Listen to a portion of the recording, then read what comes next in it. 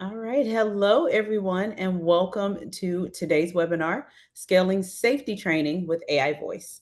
I am Kimaya Sharp. I'm your customer marketing strategist here at WellSaid, and I am so excited today to be joined by Ms. Rhiannon Williams, who is an experienced instructional designer who's worked with companies in industrial safety, retail, security focused training. Correct me if I'm wrong.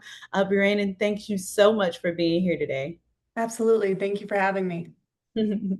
Awesome. So, should anyone have any questions throughout this webinar, please feel free to drop them in our Q&A section, and we will be answering those questions towards the end of today's webinar.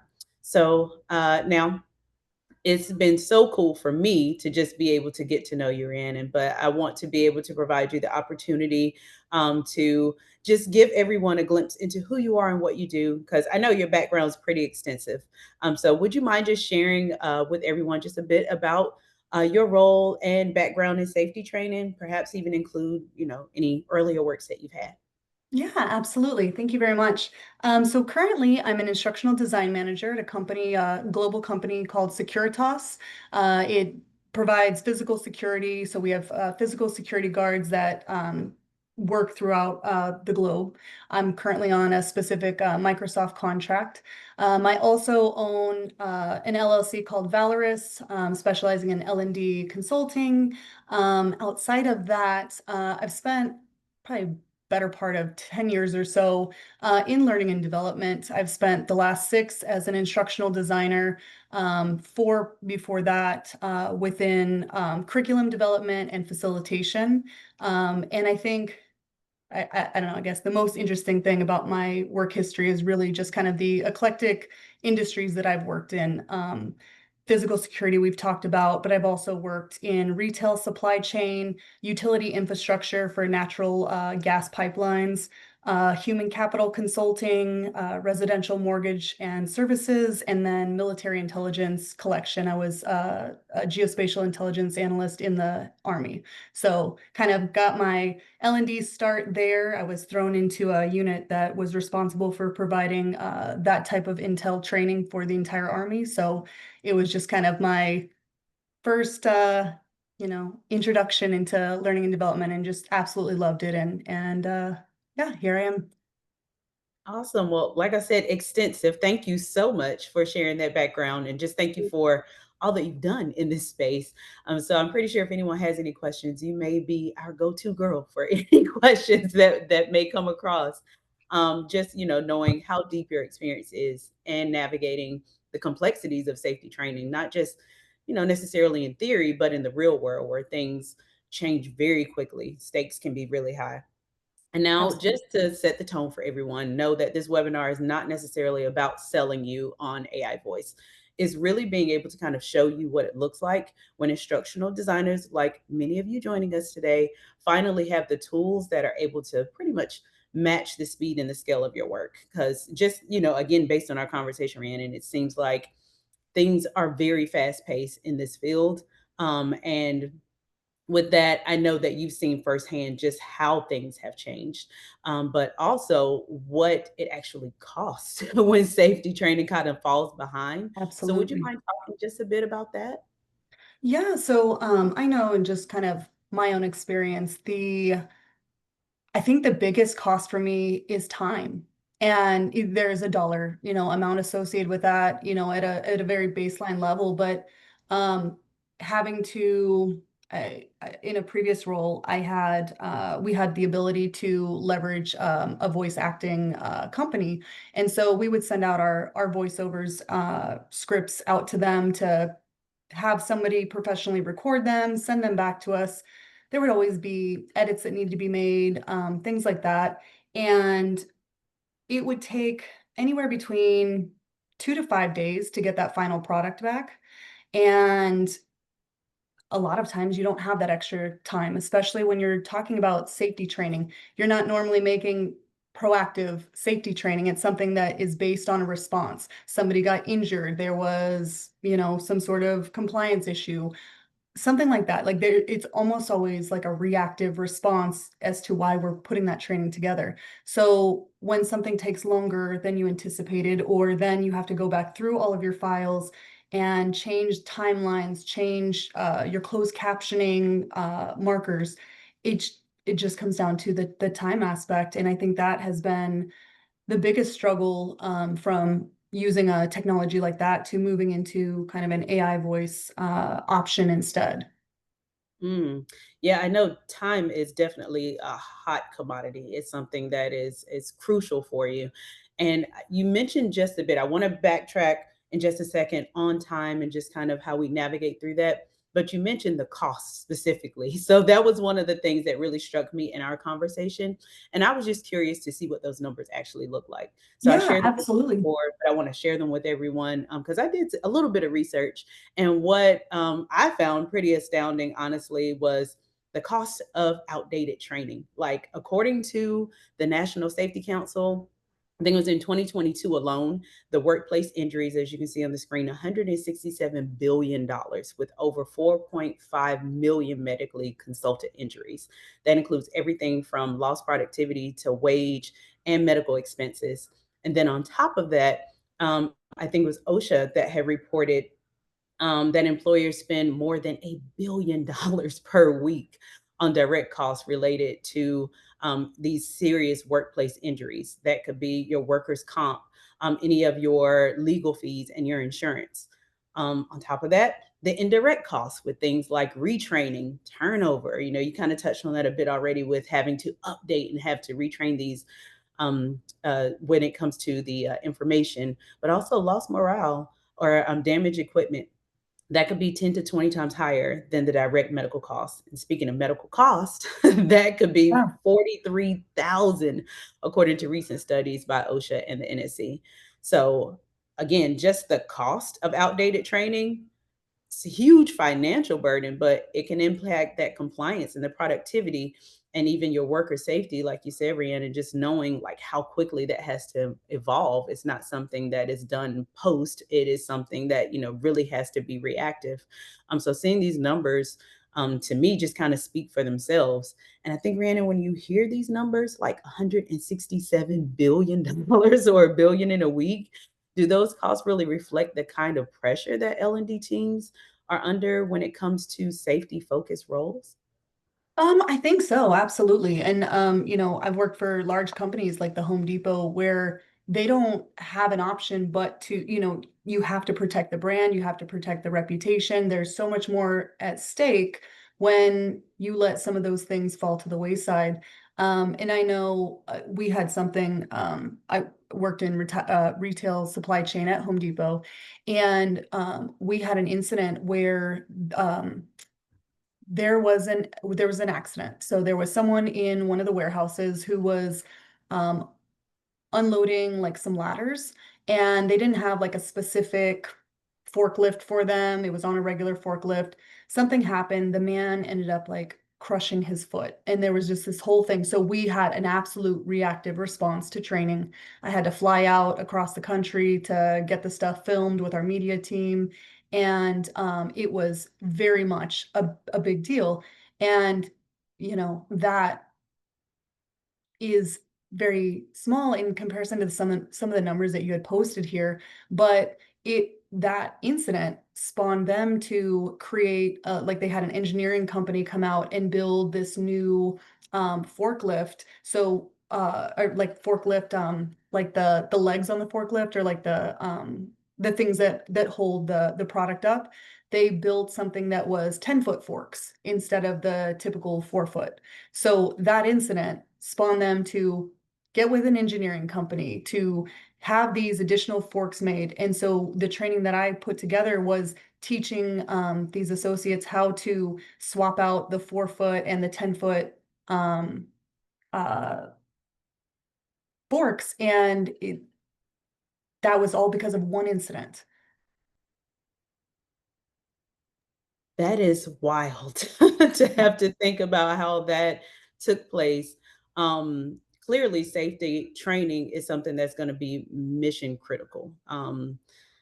Geez, just thinking of like how quickly you had to respond to that, how quickly you had to update. Yeah. Um, I mean, it doesn't. have to necessarily be something that you focus on efficiency and engagement on, but just like I said, just that mission critical element of it. Um, so even with that in your experience, you touched on a pretty unique challenge already, that kind of involves a high risk environment. But how would you say that differs for L&D teams specifically in maybe retail or corporate training? Because you've kind of spanned all of those realms. So, what variants would you say you have there with these unique challenges? So I think that, between the industries, I've been responsible for creating safety training, new hire, really kind of everything in between. And I think uh, some of the things that I like about when you move into the safety space, a lot of it is very procedural. There's SOP, there's steps, there's things that give you kind of your left and right limits. But there's some things that you can't plan for. And I think that depending on the industry, depending on where you guys are situated, I've had issues where we had to adjust training because of language. I work on a global program now where English is not the first language for many of our associates or employees, and having to think through like kind of somewhat changing your process or thinking through like how you have to develop differently to accommodate those things. This program has opened my eyes to a lot of things that I never really thought about or I didn't really put, much into our like design due to those things. So language, even at the Home Depot, that's predominantly a US company, but in our supply chain facilities, there's a lot of locations where Spanish was a huge, language barrier. And if we're developing safety training, we're trying to say, hey, you need to do this right, or this can happen. And if you don't understand those words and we're not writing in plain language and things like that, then that message might not be received by your intended learner, and that's a huge issue. So just trying to find other ways that you can kind of weave that in and find ways to get creative and being able to promote that message so that everyone receives the same message. Yeah, I think that's really, really important. So it's really not even just about sounding realistic, solving pronunciation issues, like you said, being able to kind of reach across or connect across different languages and locations. Even with the technical terms, I know we talked briefly about that with something like SOP or SKU, being able to make sure that that's communicated across the board. I think that kind of brings us to the point of the conversation where it actually kind of aligns with some common challenges that we've heard from you all, who are joining the webinar today, that are responsible for training workers in these high risk, high compliance environments. So again, I went down a rabbit hole. I listened to several calls that have come through with some of our customers, just kind of really making sure that I understood and was fully prepared to have this conversation with you today, Rhiannon. And just also asking many of our colleagues who have talked with a lot of our customers, to see what came up in conversations as the biggest challenges that teams are facing when it comes to delivering these safety and compliance training, and what came up. Let me know if this is something that resonates with you all. But some of the common industry challenges, the first one was pronunciation. We saw slow content updates. So, pronunciation, again, was something that you just mentioned as well. Lack of localization. So, that definitely resonated. And lastly, was low engagement in compliance heavy topics. And that might also go back to what you were saying earlier, with um, localization or languages. If you don't necessarily have skew in, let's just say Spanish, for example, if it does not translate across all languages, it can feel dry. It can be hard for followers to really kind of engage with it, and they might tune out. And with that, the knowledge won't stick, which is kind of, negating exactly what you're trying to do in the first place. So with these, I would love to know everyone else's feedback as well. And we do have a poll question here for you all to engage with. Let me see if I can get it to pull up here. All right.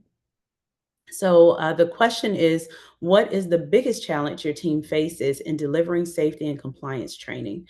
So feel free to chime in on this. so that we're able to kind of have a conversation or dialogue around it. And Rhiannon, I would love to know, once we receive the poll results, if there's anything that might surprise you, or reflect what you've seen across your different organizations. So to kind of, Absolutely. yeah, let's see here. We'll give it a few more seconds. Hmm. All right. So far, it seems like low learner engagement is at the top. And then there's another that says other. So I think we have that shared in the chat, and we can definitely talk about that. I'm going to give you all 10 more seconds to kind of chime in here.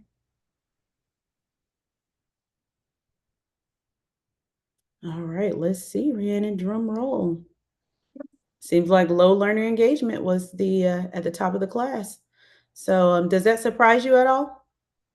No, not at all. I think that a lot of times, s and I don't understand why, 'cause I find safety training to be fun, because all the stuff is kind of already laid out there for you. If you already have the SOP and the steps, there's not a whole lot of, the process is already, like, there. So just kind of how can you make that more engaging for the learner? But, Mm, I do see that a lot of times where those industries, need the safety training, it's typically, like, kind of behind in times in development, like, and a lot of times it depends on the tool. So, I have an issue currently in my global role where, there are places that don't have connectivity. And so if these data centers, don't have the ability for our, employees to be able to log in and, work on Wi-Fi, then how are we supposed to get the information to them?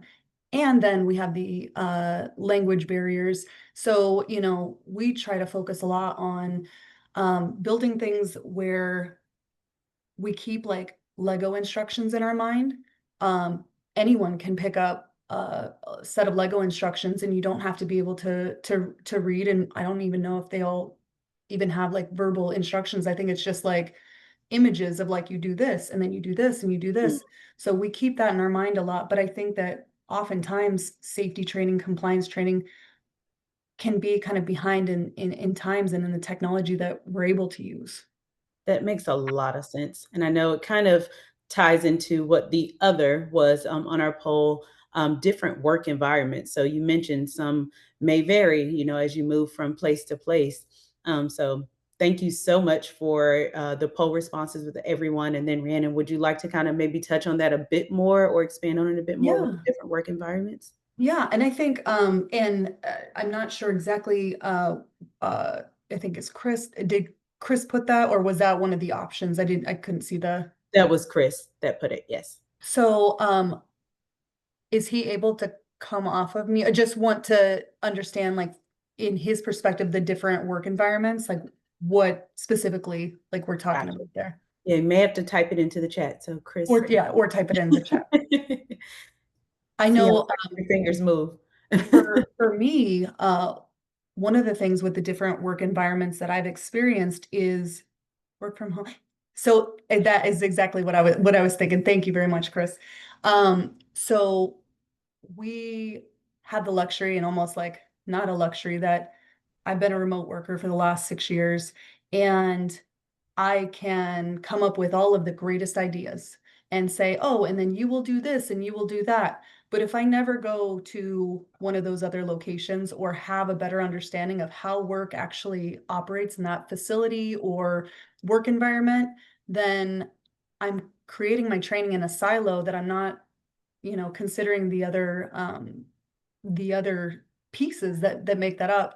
Uh, I had a training I built at Home Depot where we wanted to do like the idea was like a museum tour. It was for new hires. We were going to kind of walk them through a facility, and they've got 5 or 6 different supply chain facility types spread out throughout the U.S. and Puerto Rico, and none of them have the same layout. So trying to figure out like how we can do this in a way that it can be utilized, wherever somebody has to take this tour. And so we're building it, and we know that you can't have headphones in on the floor. It is very loud. There's I mean, forklifts just zooming past you, there's beeping. So you have to be able to have all of your awareness. So you can't just be walking around with, a set of headphones.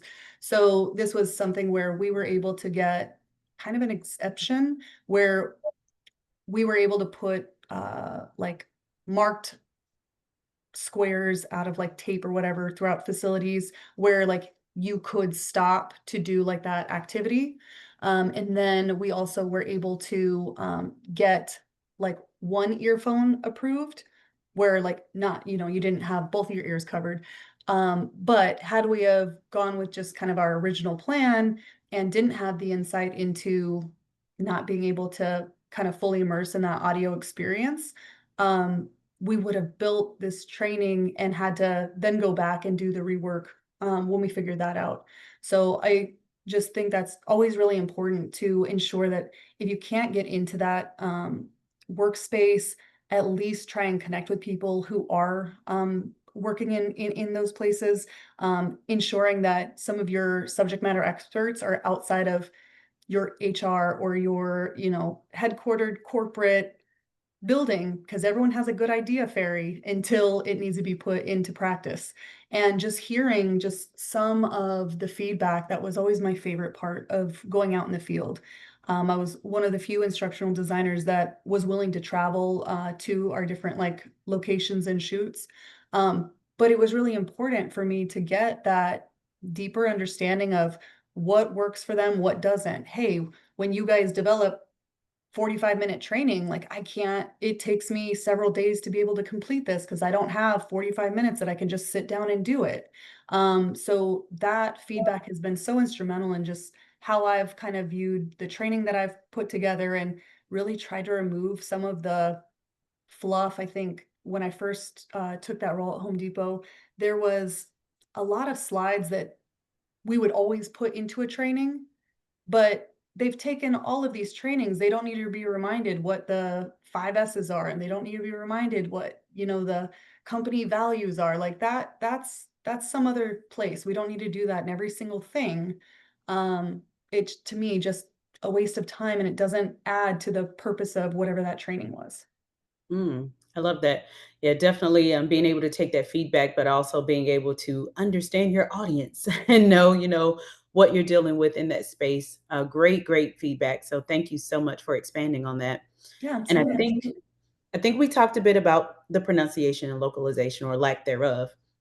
But to kind of expand on that one a bit, some folks do worry that AI voice can kind of lack that human nuance. So, how do you personally strike the balance between realism and also trust when you're building the safety training? Absolutely. I think that, when we were originally talking about the service that my company had employed to hire voice actors for our stuff, um, that was like 3 years ago. And that's how I ever kind of was introduced to WellSaid. I was so irritated in this one project because I had hired, I wrote this script out. I needed I believe they titled it like a mature aged like female. And then my other role was for like a young adult female. So two, to me, very different demographics that I was targeting, for the voices. And they ended up hiring the same person to record both pieces. And that bothered me so much because I don't know how you can be a mature, female and a young, female at the same time. But that's what they sent me back. So it had me, looking into other options. And we were talking about cost previously. This service wasn't cheap. I mean, for any course that I built that was like maybe like a 15-20 minute course, it probably cost about $800 every recording. Wow. So that's astronomical. And I think I did like a cost comparison survey. And I think at the time, in the years that I had targeted, it was like 3 or 4 years, and Home Depot had spent over $200,000 in voiceover work. And I've worked in roles where I was the one-man band. I had to record my voiceover, I had to edit my voiceover, I had to implement my voiceover. And then to move to this, role where we had something, but to think of like, I mean, you could have just paid me extra to do I would have taken the extra 200,000 do all the recordings, so just, thinking about it from that aspect, but then the new voiceover that they had replaced, I think the young female with, her voice to this day, I don't know if you could convince me that that wasn't like a bad AI voice. It was like nails on a chalkboard to me. And from that moment on, I was just kind of very kind of hell bent on finding a different option. And I looked at WellSaid, I looked at I can't even remember the other names of the companies I looked at, but there was, like, Speechello, someone else. There was a 3rd one, and as I'm going through listening to the voices, they were just very robotic, and obviously, like, that is something that is still, an issue, when leveraging AI voices, and one thing that I loved about WellSaid, and I still, to this day, is that I think the model is just very different. You guys are utilizing real voice actors. It's not just type it in and a voice is generated. I think there's just been a lot of intentionality and just focus on ensuring that you're not getting that old articulate robotic voice, from years past. And I think that that made it a very easy transition for me because there are some voices that many of the voices I would have rather listened to with well said every single voice than that one nail on the chalkboard voice that I had that supposedly was a real actor. Mm. Yeah, I'm glad that you touched on the fact that we actually do use real voice actors. So I can speak on that for quite a bit. We are very intentional, and we do try to take all of you all's feedback to heart. If you're looking for a specific dialect, if there's a specific tone, um, regional accent that you're looking for. We do pay attention to those things. And also, I would say, with, not only looking at the training side, but also, internally making sure that your information it remains internal. There's proprietary information that's there. We are also very intentional about that. So any information that you're utilizing to be able to create your content around safety training is protected, it's yours. And on top of that, with the voice actors that are being utilized, they are receiving compensation for it. They're real voice actors, go through an extensive training process to be able to create the voice that you hear on that end. So we don't get the nails on the chalkboard, fingers crossed, No, where not you're not, really not, not that loving I've the heard. voice that you're hearing. So, yes. And with that, I think even with finding the right voice, like that's even a process that you have to go through, not just kind of finding the right tools, but also when it comes to updating, finding the voice that resonates with your audience, that satisfies, your stakeholders internally, and being able to update on the fly, where you're not having to spend $200,000, trying to find the perfect voice. If there is an issue that arises where now you have to go in and recreate a snippet, but that might require having to hire this voice talent to do something all over again. It kind of simplifies that process. So that's another thing that we really hope to really resolve for all of our Yeah. users. Especially being that rollout process can be pretty intense. You've kind of given me, a glimpse Yeah. into how intense that can look for you. But I will say, with you specifically, again, I know you've worked across various facets. What does that typical rollout process look like, especially in such a fast moving environment? I kind of touched on a few things that may be bottlenecks, but are there any other things that may come up as bottlenecks or challenges that you faced? I think, previous to me using AI voice more exclusively, there was a lot of time wasted. And I think that that's something that sometimes I think we just kind of absorb, like, well, that's just part of the process. My biggest pet peeve is having to do rework. And I know sometimes that it's necessary, updates need to take place, but they don't need to take place in the 11th hour when you've had everything blessed off. They don't need to take place when, had you have involved us sooner, we wouldn't be in this crunch. So there's some things that are human error and some things that are kind of part of the process. But I know, in the past, if I was using like the service that I was talking about. So I've almost exclusively been an e-learning content developer since I've been an instructional designer. And so most of my stuff is done through Storyline. And they recently kind of went through a revamp of their AI voices, but before that, it was painful. And the problem is that I would have the script verified by my SMEs, and they would go through, they said they read it, they said it sounded fine, and then I would send it out to get recorded, implement that in, and, "Oh, no, no, that's not what we wanna say," or, "It's actually this, but you just told me everything in the script was good." So then, I think you get burned once and you wanna try to refine your processes so you don't go through that again. So then I would start using like the robotic storyline voices.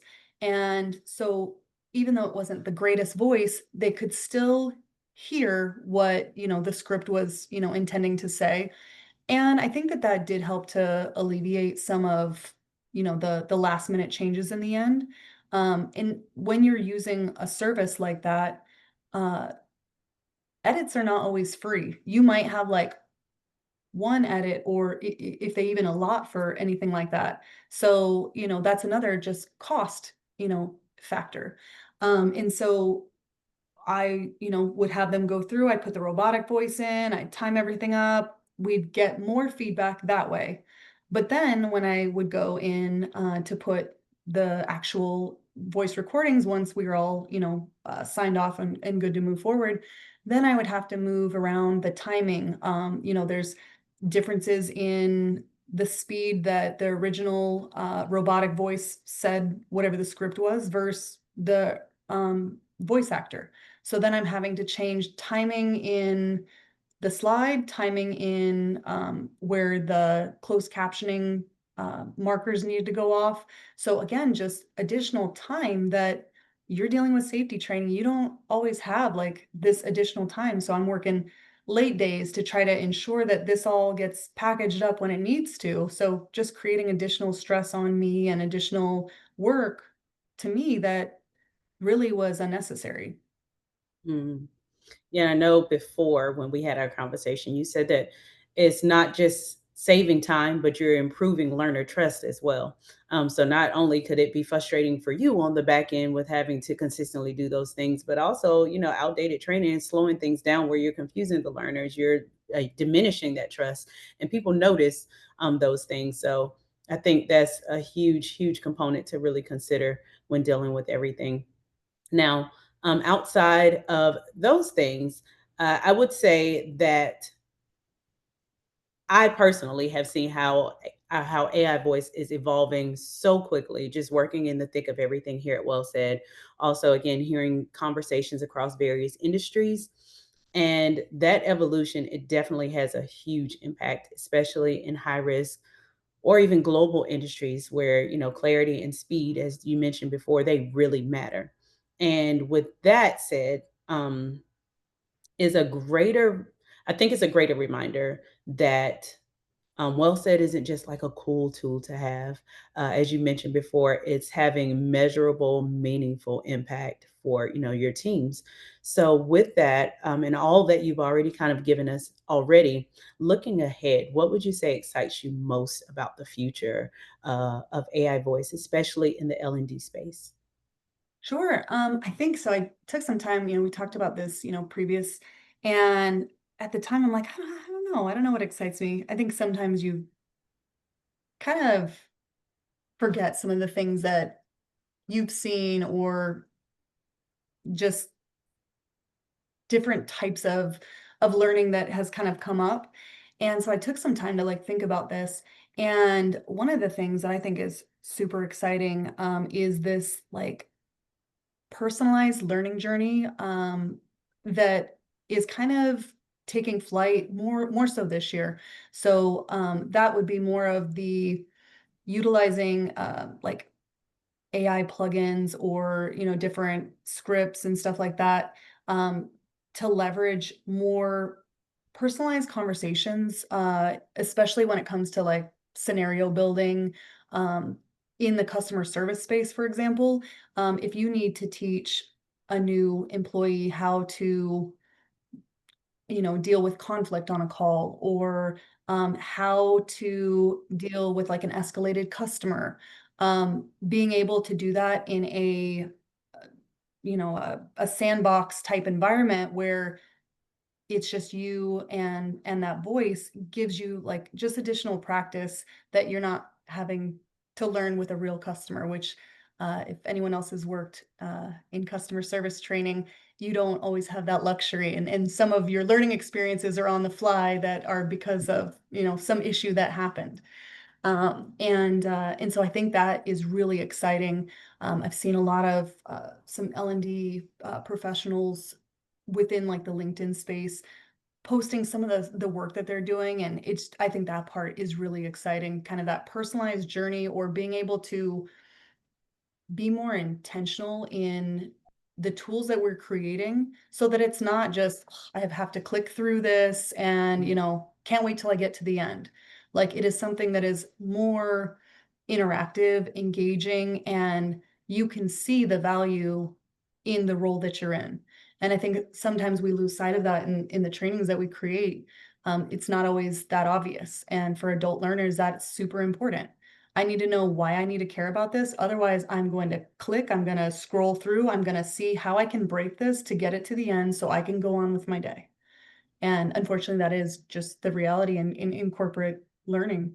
I think too, especially in the space I'm in, but in general, I've seen a lot of talk and a lot of just uh, interest out there in translation services. I feel like that has been such a boom this year, and I'm very thankful for that.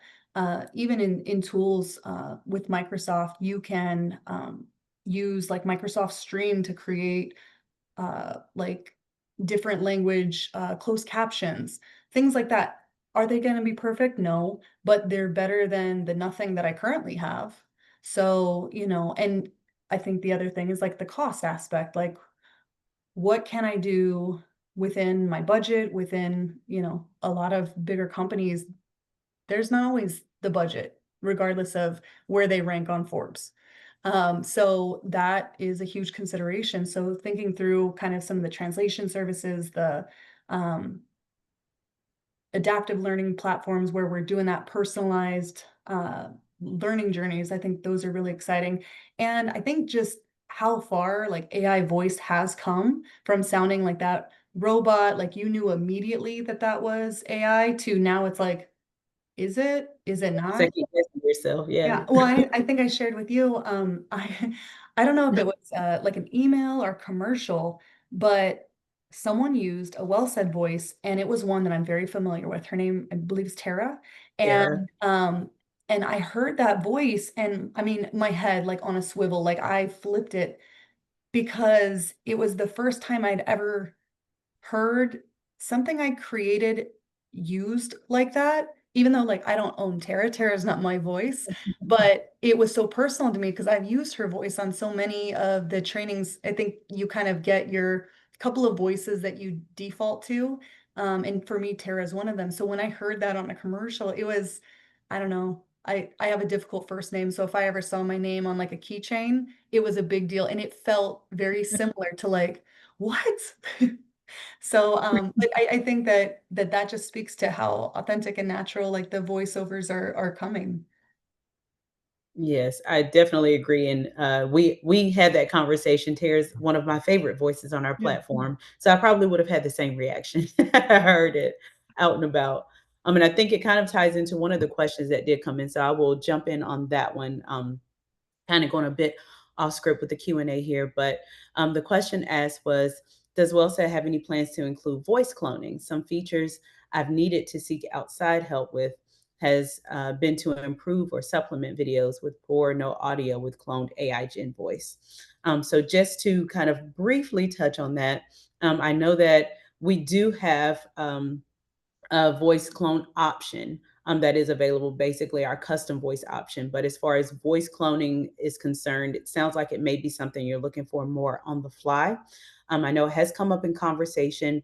So, what I can do is I can make sure that we connect with you directly so that we can sync you with your account manager to be able to kind of walk you through what that process might look like with voice cloning and where it lands on our roadmap. So, Chris, I hope that answers your question. And with that, I'll kind of jump back into our conversation, Rhiannon, here. Um, I want to thank you so, so much for sharing your insights with us today and just really kind of giving us a glimpse into what you do. If you wouldn't mind just maybe sharing with us some of the best practices with what you do as it relates to being able to create the content that you've created. Sure. And I think that kind of there's a two-parter. I know we talked some about prior to me utilizing AI voice. That would be my preferred method today, just in the time that it takes. So I think I think that refining my process to ensure that I'm not having as much rework, however that looked. Maybe that's more of having working sessions with your subject matter experts instead of just sending something out for them to review. Um, I think that that can be a better, way to spend your time than sending something out, hoping they're going to review it. They never have the time. They don't typically provide the feedback that you're always looking for or as in depth as you need it to be. So those working sessions I think are helpful. I think when it comes to when you are utilizing AI voices, being able to ensure that you bring up your voice actor selections early in the process. And I think we don't always think about that. Like, hey, maybe um, my stakeholders, my SMEs, maybe the voice I choose isn't going to be received by them the way that it was with me. So having that as part of your kind of approval process. I had a course that I developed, and it again was probably a 15-20 minute course. And we were in like the final review and have all the voiceovers input, and we're just kind of doing a run of show. And when I first started playing it, the SME that I was working with, she was like, we need a different voice. Like, this is not, there's something here." And the issue, I think, is that in some of the words that the voice actor we were using, uh, they put different emphasis on different things. There was just things that weren't said in the same way that we would say it. We would say associates instead of associates. Now, there's a whole pronunciation library where you can correct those, and I did work to correct that, but there was just something in the voice that just wasn't connecting, and I think she was more interested in maybe this training having a male voice, and so it wasn't necessarily like the female that I selected, but the fact that in her mind, like this was more of kind of a male voiceover that she was looking for. So ensuring that you do your due diligence there. Luckily, the way that I always used WellSaid, I label all of my recordings, and then it was just easier if it was, slide one, slide whatever, like it was just appropriately named. So making sure you have a naming convention when you're creating your files. So then when I went through, all I had to do was pull up that same transcript and then choose whatever voice that I was going to switch it to. And I was able to swap all of that out in minimal time in comparison to I would have had to request a whole new, voice actor to record this. That was going to take 2 or 3 days, where this took maybe an hour, maybe two. So, that at least was a value in the time aspect. But making sure that you build your pronunciation library, Home Depot, and I think a lot of other even where I'm at today, we have a lot of acronyms, an acronym to the acronym. And if you don't have that assumed knowledge, then sometimes those things get lost. But I know, especially at like Home Depot, there were things that we would spell out. as acronyms, there were things that got pronounced. So like you had mentioned earlier, SKU, SKU, that is like the barcode label. Um, that has to be pronounced where, you know, I'm trying to CDCSP is spelled out. So ensuring that if that's something that's going to be regularly used, that you take the time to spell that out and know sometimes depending on how you structure your sentence, it can sound differently because the voice is trying to anticipate what else is being said. So just kind of playing around with that. I noticed that sometimes I would have to have two different variations depending on that. And so just really getting used to the tool and understanding like what you can do and how you can change things if you need to add additional pauses, if you need to I love the flexibility and the different customization that you can do to really give it, if you need more of a dramatic pause, you can insert that. If you need more emphasis somewhere, you can do that. So just going through the tutorials, getting familiar with what you're able to do, I think is definitely very helpful in a successful design process. Feel like we need to just bring you on board. Those were like some great Hey, tips. talk to Travis. Talk to Travis. No, I really, like I said, I did extensive research with Home Depot and I didn't know anything about WellSaid. And this is like 3 years ago. So, you know, I have been praising WellSaid for a very long time. And it's Travis. Um, and again, it's I looked at other voiceover options. I looked at prices, I looked at what they had to offer, how the voices sounded, and I always came back here because I really just felt like there is just a lot more that you can do and that you're in control over.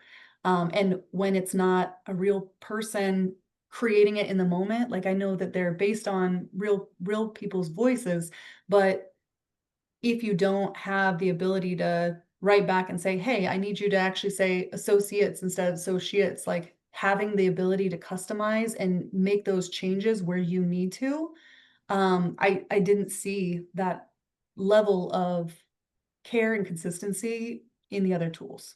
Like I said, we are listening and we're taking the feedback to heart. I mean, I know one of the biggest things, especially, as you mentioned with the voice actors, just like us, we may say things completely different. So our accents, our dialect may vary where we live, anywhere on the planet, those things can vary. So being able to highlight that pronunciation library, I think is really, really huge. Looking at those voice actors ahead of time and knowing, hey, this is the one that I kind of want to go with, but also keeping in the back of your mind that there's a strong possibility that that pronunciation may be different across various voice actors. So having that in the library stored, and we now have it where you can have multiple pronunciations in your pronunciation library for one specific word that you can toggle back and forth to make it even easier for you. I mean, I've also seen with that with your, like the tomato. yep. I've seen those. I was But it's thinking like so caramel caramel, true. but yes. Yeah. Yeah, so even with that, just thinking across teams, I know some are solo with being able to create a lot of training materials, but we've really also taken to heart the emphasis on team collaboration and understanding what that can look like across the board. So, like I said, all of the tips that you gave as far as best practice are amazing. Whether you are a solo L&D professional or if you're working with a team, know that you're going to be able to get those benefits within our platform. So thank you again for Yeah, those nuggets that you absolutely. left. Absolutely. And I And love like we didn't talk a whole lot about like the localization that you guys have, but I think that is one of my favorite features. mm, The fact that, well, first I didn't know that the translation wasn't done in the tool. So I had a very funny example with my boss where he lives in Sweden. So Swedish would be like the language that I wanted to show him. So I typed in like just a basic sentence like I'm going to the library or something like that. And I'm like, okay, look, and they have translation, this and that. And I play it and they did like a Swedish accent for I'm going to the library. So then I was like, can you just write me a sentence and we'll play this so you can hear what this would sound like? And, so there are other, translation services out there. Like I said, Microsoft has quite a few that are included with your 365. But once we plugged in a sentence and played it for him, I mean, he praised how authentic that sounded. And I know, Mhm. like, I've run things through there. I did about 6 years of Spanish in high school and college, and so I plugged in, some Spanish sentences, and to me, I felt like that was very authentic, and I think that can be another, prohibitor when people are thinking of AI voice as well. This doesn't sound anything like that, but it sounded as natural to me as, when I've traveled over to Mexico. So I think Love that was it. another just highlight that I don't think we talk enough about, but is such I can't wait to be able to use that as we get more into our global program.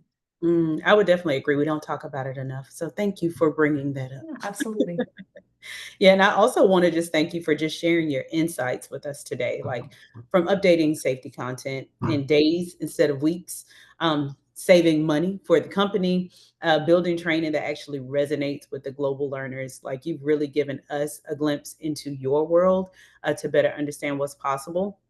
And just kind of a general overview, we've talked about the risks of outdated training, how it can become very costly for the company, unique challenges that industrial LNG faces, LND, excuse me, like speed, clarity, localization. We talked about how AI voice can solve challenges in a practical and scalable way. What else did we talk about? Best practices, what we just mentioned now, and then also just kind of how L&D can really adopt and shape the future of what this looks like, specifically within WellSaid. Just kind of hearing all of those best practices and being able to put them into play. And we would love now to just hear from you all who are participating in this webinar today. So you have had a chance to drop questions throughout, and we will read a few of them now. So feel free also, if you haven't had the opportunity yet, to drop those in, and we'll get Rhiannon to answer those, or maybe even myself to answer, whether it's about workflow, tools, strategy, or even just getting started with AI voice. And I did have one that I wanted to present to you, Rhiannon. It says, how long did it take for you to feel confident using AI voice as a part of your regular workflow? Was there a learning curve, or did it just kind of click for you pretty quickly? Sure. I think one of my favorite things in most of the projects that I've taken on is that there's always some level of upskilling that I've had to do. And some of it is just we wanted to do a certain thing, or I had an idea. And to make that idea come to life, I had to pick up a different skill set. And I don't feel like this was any different. I think there was definitely some moments of frustration in the very beginning, because I didn't do my due diligence to go through and watch the tutorials. Like I'd open, an article, and then I try to put that into practice and it wouldn't work. One of the things that I really loved with utilizing WellSaid's tool is the customer service, or like the help desk is very quick to respond. And many times I think that I would say, "Hey, I tried to do this and it's not coming out right." And they would help me to correct it. So they are also very knowledgeable. But it's just really, I think, about getting in there and just using it. The amount of times where I had to do a different like run of the same script because something didn't sound right. Like I said, we have lots of acronyms. All of the different facility types at Home Depot were a different acronym. DC, this, so there were all of these letters that I'm having to spell out. And I'm a little jealous looking at how kind of far the pronunciation library has come from where when I started, it wasn't as like robust and comprehensive. And but I think that that's amazing that some of that is more of an autopilot, like, okay, if I want to say tomato, I don't have to, these are the options I have for that word. And so I think it's really just about using the tool, and continuing to try. I think that was the part that was most exciting and sometimes frustrating was, okay, I'm so close on this first half of it, and let me try the second half. Nope, that didn't work. And sometimes it's an unconventional fix. Sometimes it's, maybe I had to use colon somewhere or just use a space instead. So really just being flexible in how you're trying to do it. It didn't always follow the formula that I would need it to, and I would just have to sometimes spell it out phonetically, um, for that to be how it came across correctly. But I think just getting in there and using it, but it wasn't it was more about kind of perfecting certain things that I said. I think the tool in itself was pretty easy to use from the beginning. Awesome. Well, I want to again give kudos to our product support team. They are amazing at Mhm. what they do with updating the help desk. As you said, those videos are available. So just kind of, getting yourself familiar and comfortable. Again, thank you for valuable information that you're providing here for everyone. And I know this is more of a comment, not so much a question, but I do want to bring it up because I think it's great, as I've mentioned kind of throughout this webinar. We are listening to be able to find out what is needed, what you all would like to see to kind of make your workflow easier. So, one thing that came up is some voices in the library we just love, and myself, along with other designers, keep returning to over and over. It fits the demographic, comfort, and relatability of the target audience. I would love to see alongside each voice the kind of accounts that are regularly returning to them so I can find more like them. So, definitely love this. It is again ever evolving on the platform, being able to kind of have it where companies like tech companies are using or universities are using. So I really really love that, and I just wanted to kind of highlight that for you. So this will be something that I'll make sure is presented to our product team. And if you are ever looking to be able to provide any other additional information, our product team is usually pretty open and available to having those conversations. So definitely feel free to reach out to us at any time with any feedback that you might have, and we can get you connected to see what may develop. Now, lastly, I have here for you, Rhiannon, given how you need to adjust the transcript to match the cadence and pronunciation, how do you reconcile these changes with the closed captioning in your videos? Do you just retranscribe? So are you talking about in like if I was developing like an actual like video or in Beyond, put it in the chat just so I can make sure I'm answering that question.